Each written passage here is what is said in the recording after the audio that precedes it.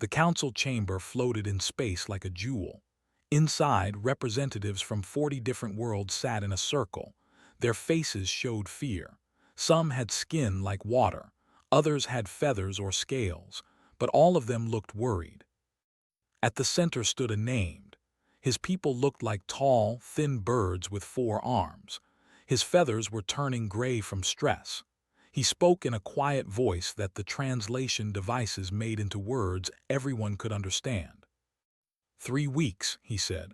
That is all the time my world has left. The hologram behind him showed his home planet.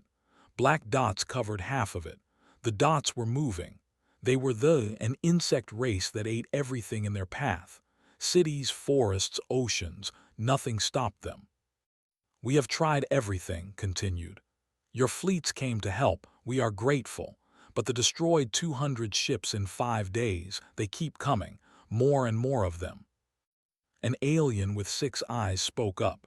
They cannot be stopped. We should focus on evacuating your people. 40 billion live on our world, said. His voice broke. We have ships for maybe 2 million, the rest will die. Silence filled the chamber. No one knew what to say. Then a human stood up. His name was. He was young for a human, maybe 30 years old. He wore a simple blue uniform. The other aliens had barely noticed him before. Humans were new to the Galactic Council. Only 20 years had passed since first contact. Most species saw them as weak and strange. The human government offers assistance, said. Several aliens made sounds that might have been laughter. One of them, a rock-like creature from the Dominion, spoke in a rumbling voice. No offense, human, but your species has 3 colony worlds and a small defense fleet. What could you possibly offer? Stayed calm, he nodded to someone else in the human section. A woman stood up. She was older than, with short black hair and scars on her hands. Her name was. I am military liaison for Earth, she said. May I present some information about our world? The council leader, a being made of light, gestured for her to continue. Activated a hologram. It showed Earth spinning slowly. Blue oceans, green land, white clouds. It looked peaceful. This is our home, said. It appears calm, but Earth is classified as a Class 12, the highest danger rating in the galactic database. Some aliens shifted in their seats. We're rare. Most species evolved on gentle planets with stable climates. Our gravity is 30% higher than galactic standard, continued. Our atmosphere has high oxygen levels that would poison many of you. We have 500 different ways to die from animal attacks, diseases that mutate faster than we can cure them, whether that can destroy cities. And for most of our history, our greatest threat was each other. The hologram changed. It showed human history in quick flashes. Wars, famines, plagues, humans climbing mountains, diving in deep oceans, surviving in frozen wastelands.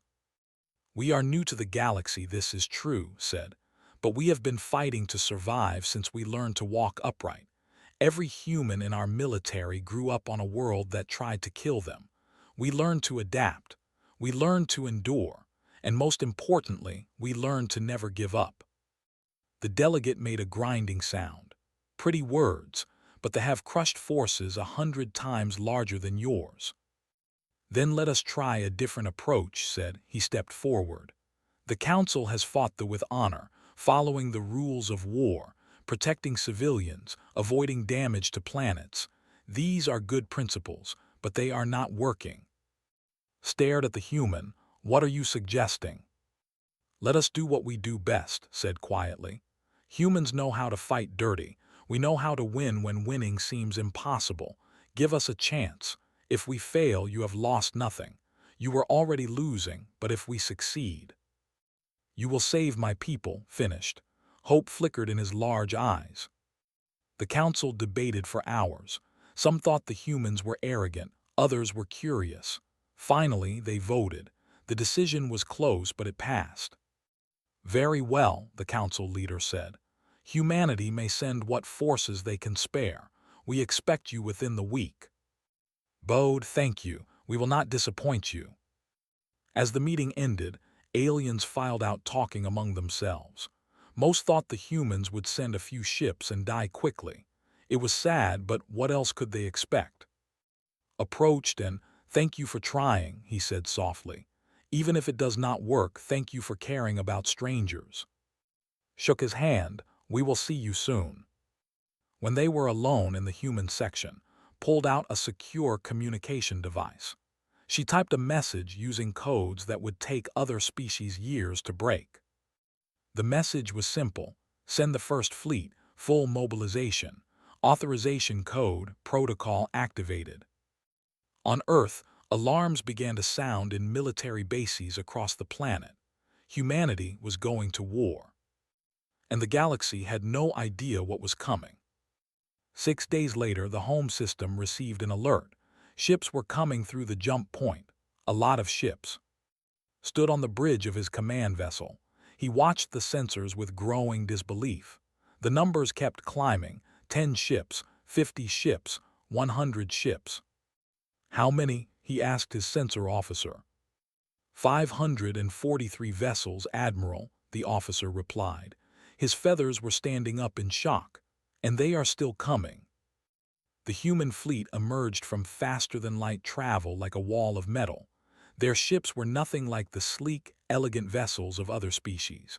Human warships were blocky and ugly. They had thick armor plating welded on top of more armor. Weapons covered every surface. Even their smallest ships bristled with guns. A communication came through.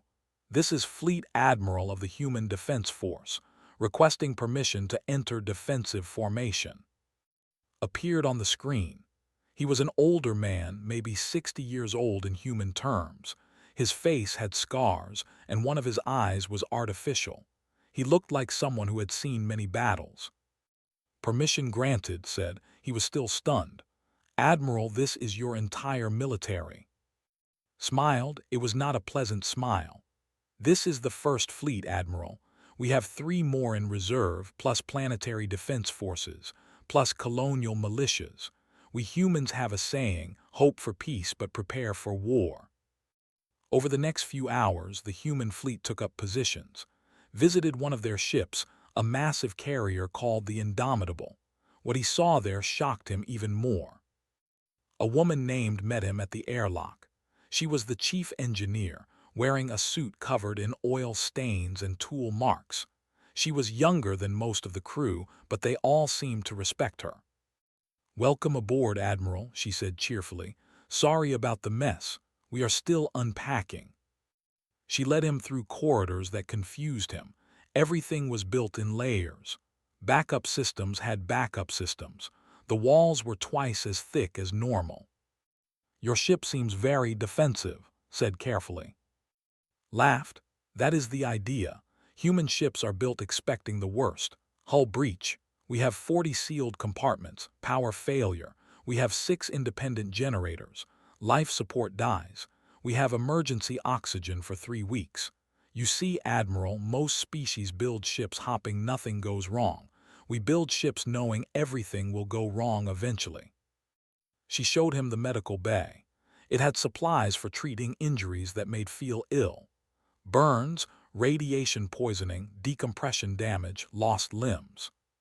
"You expect your people to suffer this much?" he asked.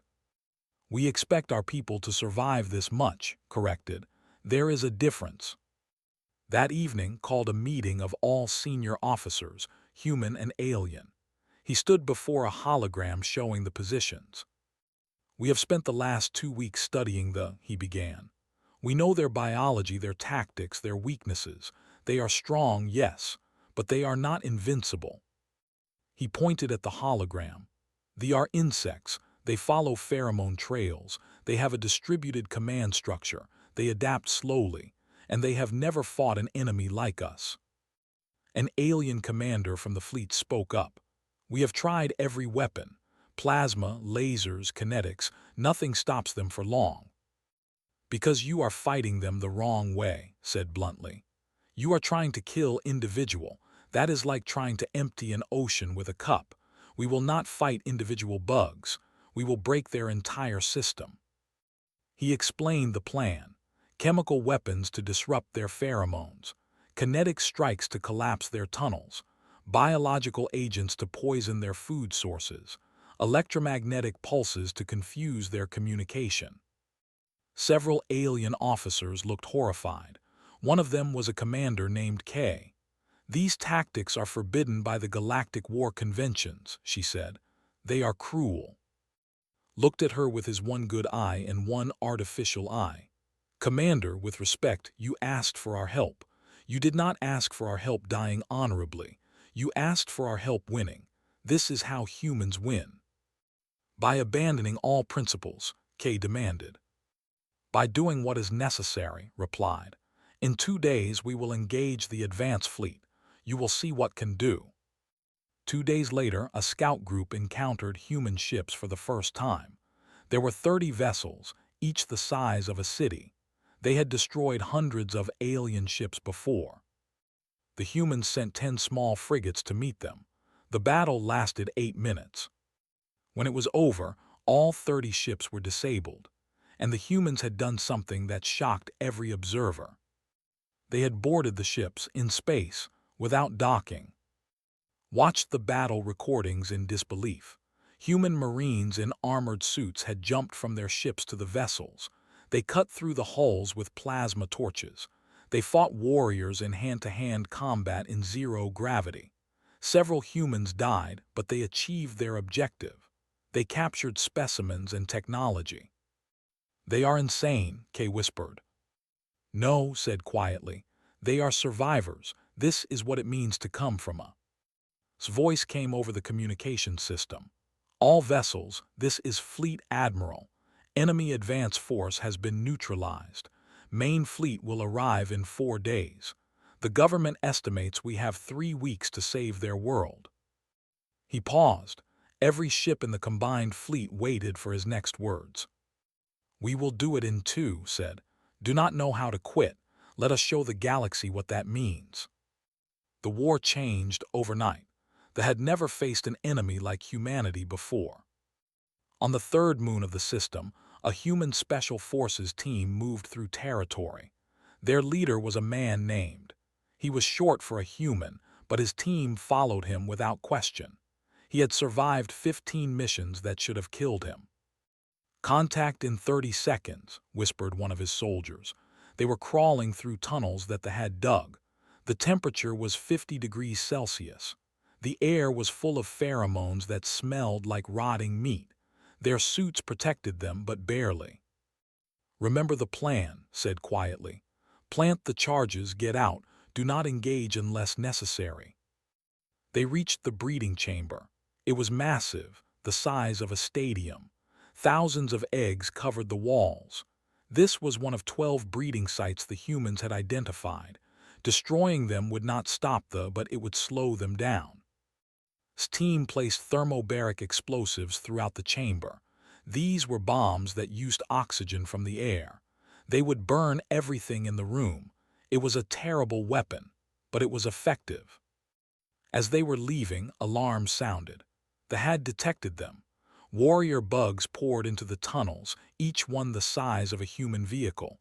They had mandibles that could cut through steel. "Run!" shouted. His team ran through the twisting tunnels. Behind them, they followed. One soldier, a young woman named, fell when the floor collapsed. A warrior grabbed her leg. Did not hesitate. He threw a plasma grenade and dove into the hole. The explosion killed the warrior, pulled up even though her leg was broken. "Leave me," she gasped. "You cannot carry me and run." "Not an option," said. He lifted her onto his back. Despite the extra weight, despite the heat, despite the behind them, he ran. They made it out with seconds to spare. The charges detonated. The entire moon shook. One breeding site was gone. 11 more to go. In orbit, a different kind of battle was happening. A pilot named led a squadron of bombers toward a hive ship. Intelligence said this ship was producing soldiers at an incredible rate. It had to be destroyed. The problem was getting to it. They had surrounded their hive ship with thousands of smaller vessels. It was a death trap. Control estimates 90% casualties for this mission, his co-pilot said nervously. Checked his instruments. Control also said they have 90% casualties if we fail. I prefer our odds. He led his squadron into the swarm. Ships came at them from every direction. Lasers and plasma filled the space around them. Ships exploded. People died. But the humans kept going. They used tactics that seemed crazy. Ships flew so close together that they almost touched. They used debris as cover. They deliberately took hits to their armor to protect more vulnerable ships. Every bomber pilot had trained for this mission, knowing they might not come back. His bomber took heavy damage. His engines were failing. His shields were gone, but he was close to the hive ship. Releasing payload, he said calmly. Dozens of missiles launched from his ship. They were not normal missiles. Humans called them bunker busters, weapons designed to penetrate deep before exploding. They struck the hive ship's core. The explosion was spectacular. The entire hive ship came apart from the inside. Vessels nearby were caught in the blast. Of the 40 bombers that started the mission, only 35 made it back. Human command had expected only 4 to survive. "How did you do it?" asked the officer, amazed. Nursing a broken arm, just shrugged. "We are harder to kill than you think." On the surface of a combat medic named Sora worked in a field hospital. They had reached the northern continent. Millions of refugees were fleeing south. Many were injured. Sora had been working for 36 hours straight. Her hands were covered in blood, human, and several other species. She had stopped counting how many lives she had saved. She only knew that she could not stop working while people needed help. A doctor named worked beside her. He was exhausted too. "You should rest," he told Sora. "You will collapse." "After this one," Sora replied. She was treating a child who had been caught in a bombing. The child's wing was shattered. Watched her work. She used techniques he had never seen before. Human medicine was brutal but effective. They cut deeper, took more risks, pushed the body harder, because humans came from a world where being cautious meant death. "Your people are strange," said. "You risk your lives for people you do not even know." Sora looked up at him. "Where we come from, we only survived by helping each other. Our world tried to kill us. We learned that the only way to live was to make sure everyone lived. That is what makes us human." An explosion rocked the hospital. Forces were getting closer. Orders came to evacuate. The staff began preparing to leave. Sora looked at the patients. Many could not be moved. "I am staying," she said. "You will die," said. "Maybe," Sora replied. "But these people will definitely die if I leave. I did not come to this planet to abandon the wounded." Stared at her, then he picked up his medical supplies. "Then I stay too." In space above, Admiral watched the battle reports. The humans were winning. Slowly, painfully, with heavy losses, but they were winning. Stood beside him on the bridge. "Your people are dying for mine," he said quietly. "Why?" Did not take his eyes off the displays. "Because you asked for help, and because it is the right thing to do. Even though we are strangers." "Especially because you are strangers," said. "That is what separates civilized beings from animals. We help those who cannot help themselves. We protect those who are weak.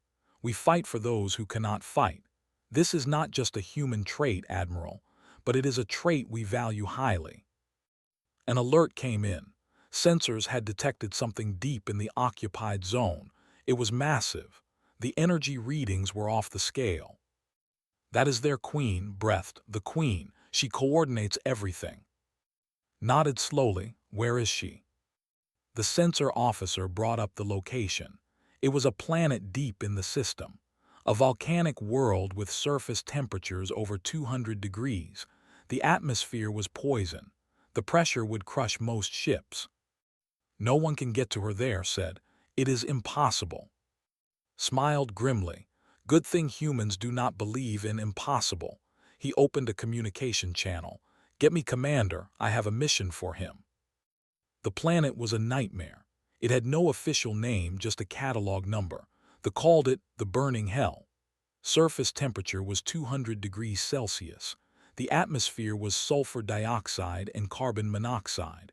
Volcanic eruptions happened every few hours. The pressure at ground level would crush an unprotected person flat. And this is where the Queen had hidden. Stood in the dropship with 49 other humans. They were all special forces, the best of the best. Each one had volunteered knowing they might not return. They wore heavy armor suits designed for extreme environments. A woman named Bora sat across from. She was a scientist who studied alien life. She looked nervous, but her hands were steady. "You understand the mission?" asked her. Bora nodded. "Find the Queen, establish communication if possible, eliminate her if necessary." "And you really think we can talk to them?" "I have been studying them for 3 weeks," Bora said. "Their communication is chemical, like ants on Earth. I have created a device that can translate our words into their pheromones. In theory, it should work." A big man named Wu checked his heavy weapons. He carried a plasma cannon that most humans could not even lift. "And if talking does not work?" "Then we do what we came to do," said simply. The dropship entered the atmosphere. Immediately, everything started shaking. The heat was incredible. Even inside their armored suits, the humans could feel it. Warning alarms beeped constantly. 30 seconds to landing, the pilot announced. They landed near the entrance to a massive cave system. According to sensors, the Queen was deep inside, near the planet's mantle. They would have to go down nearly 20 kilometers through volcanic tunnels. The humans stepped out onto the surface. The ground was black rock that glowed red in places. Rivers of lava flowed nearby. Ash filled the air. An observer on the orbiting ship watched through their helmet cameras. "This is insane," he whispered. "Nothing can survive here." But the humans moved forward. Their suits handled the temperature. Their oxygen supplies would last for 30 hours. They had trained for environments like this on Earth, in volcanoes, deep ocean vents, acid lakes. This planet was bad, but it was not beyond human tolerance. They entered the caves. The deeper they went, the worse it got. The temperature climbed to 250 degrees. The pressure increased until their suits' joints creaked. Toxic gases swirled around them. And then they met the warriors.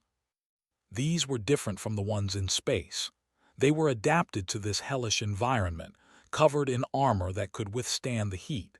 They were bigger, meaner, and more aggressive. The battle was brutal. Wu's plasma cannon lit up the tunnels. Human soldiers fought with rifles, grenades, and sometimes just their armored fists. 3 humans died in the first encounter.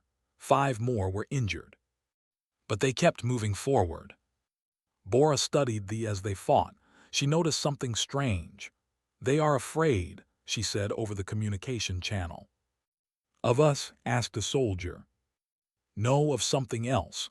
Their attack patterns are defensive, not aggressive. They are protecting something."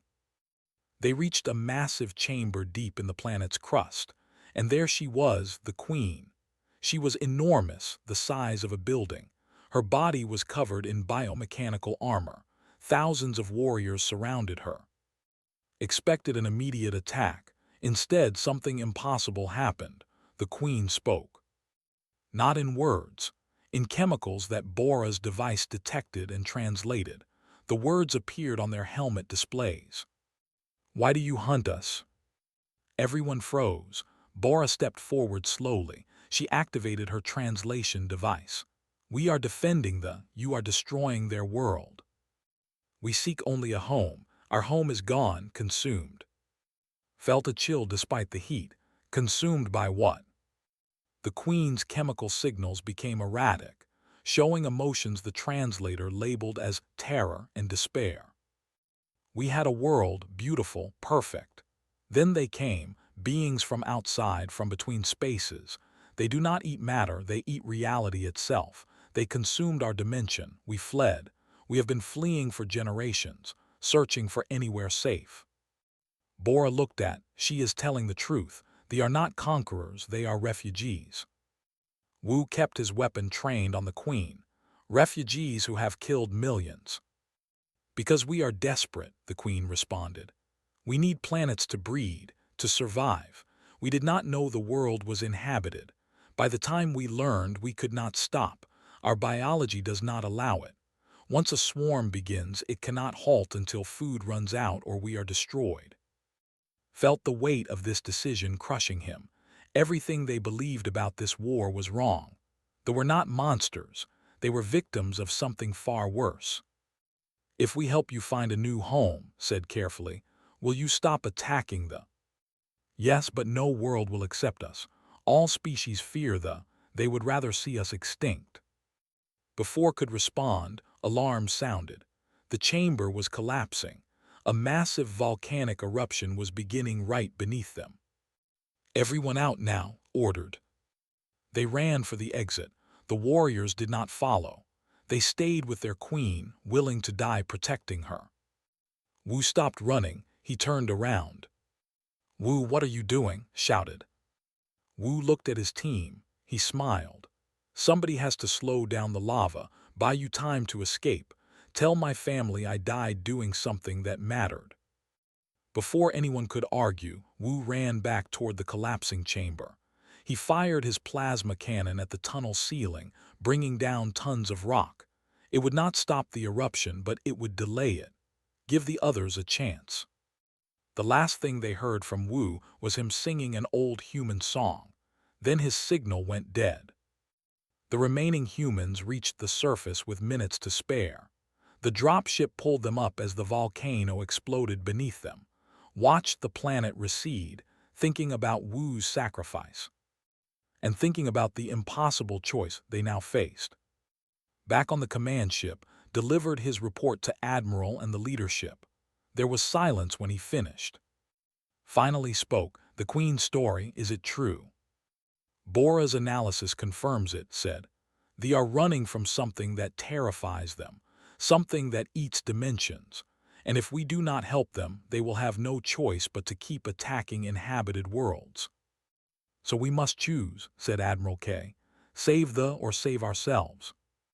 Looked at them all. No, we find a way to save everyone. That is what humans do. We do not give up. We do not accept impossible situations. We find a third option. The Galactic Council met in emergency session. The chamber was more crowded than ever. Every species wanted to hear what the humans had discovered. Ambassador stood at the center. Beside him were Admiral, Commander, and Bora the. Across from them sat the leadership, including NK. The council leader, the being of light, spoke first. We have reviewed your report. The Queen's claims are disturbing, but the solution is clear. They must be eliminated before they threaten more worlds. Murmurs of agreement filled the chamber. Shook his head. No, we will not participate in genocide. Genocide? And Delegate rumbled. They have killed billions. They are a threat to all civilized life. They are refugees, replied calmly, fleeing from something worse than we can imagine. Killing them because they are desperate makes us no better than the force that destroyed their home. Kay stood up. Ambassador, I respect what your people have done, but you are asking us to forgive the murder of our people, to accept the as, what, neighbors, friends. No, said a new voice. It was the human military liaison. She had been quiet until now. We are asking you to give them a home where they cannot threaten anyone, and we have a solution. She activated a hologram. It showed Earth's solar system, but instead of focusing on Earth, it centered on the second planet from the Sun. This is Venus, said, a planet in our home system. Surface temperature is 460 degrees Celsius. The atmosphere is carbon dioxide with sulfuric acid rain. The pressure would crush most species instantly. It is, by any measure, completely uninhabitable. How does this help? Asked. A new human stepped forward. She was young, maybe 25 years old.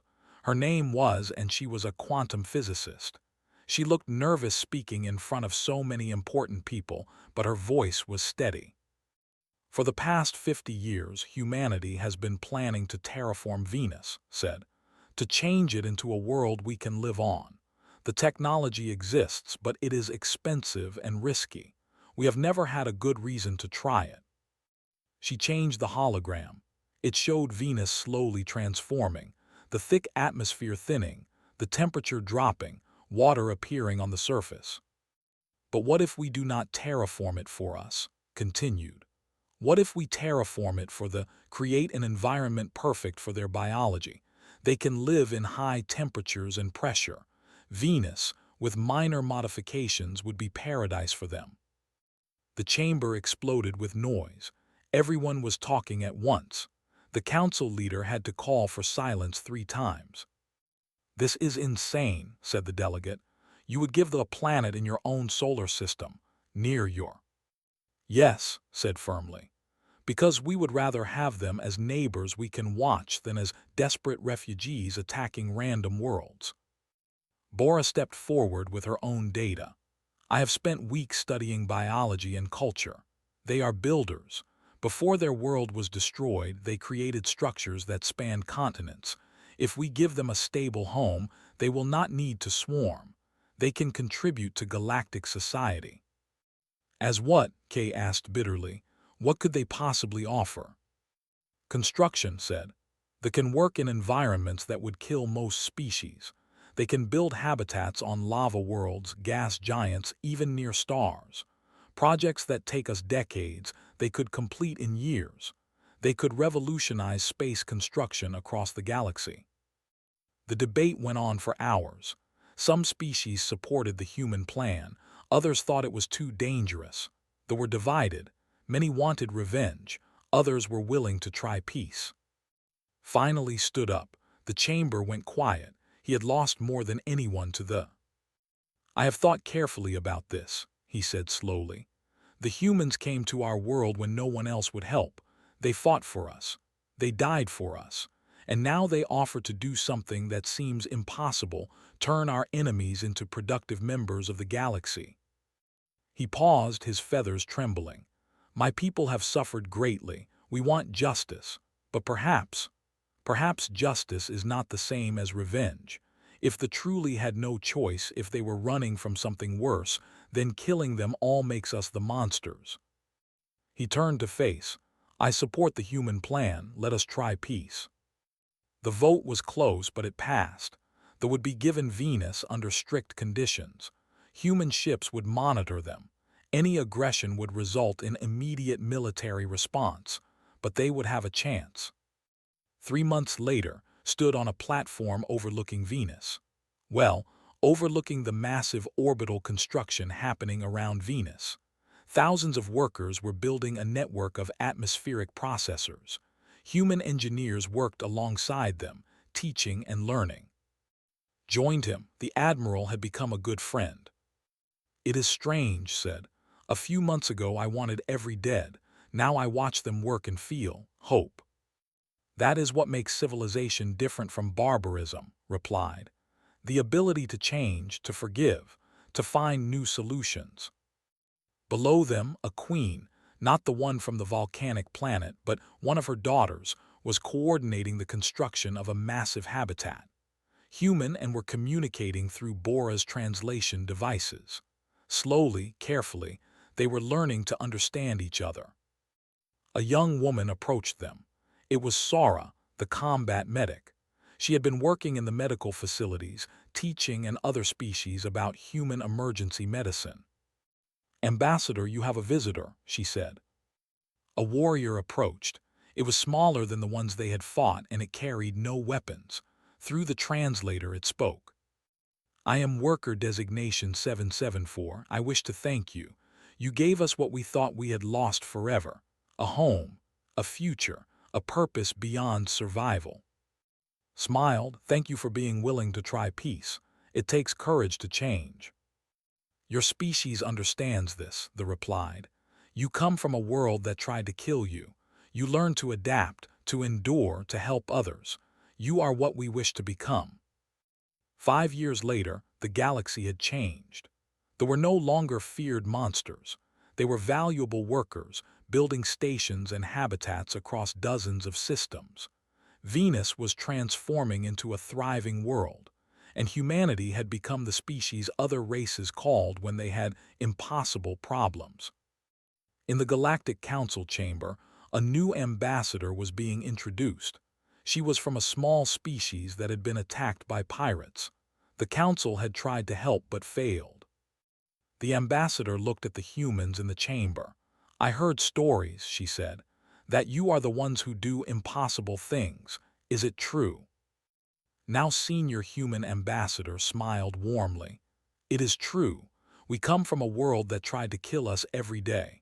We learned 3 things from that world. First, adapt to any situation. Second, endure any hardship. Third, never abandon those who need help." He stood up. "Tell us about your problem. If it can be solved, we will solve it. If it cannot be solved, we will find a new way. That is what do." Now Admiral added with a grin, "Welcome to the galactic community. If you need anything impossible done, you know who to ask. Just ask the. We are always happy to help." And across the galaxy, on dozens of worlds, in hundreds of stations, beings from 1,000 species looked up at the stars and felt safer knowing that somewhere out there, the humans were watching. The who chose compassion over cruelty. Who chose to save everyone instead of accepting that some must be sacrificed. Earth had given the galaxy something more valuable than weapons or technology. It had given them hope. And that, more than anything else, was humanity's greatest strength.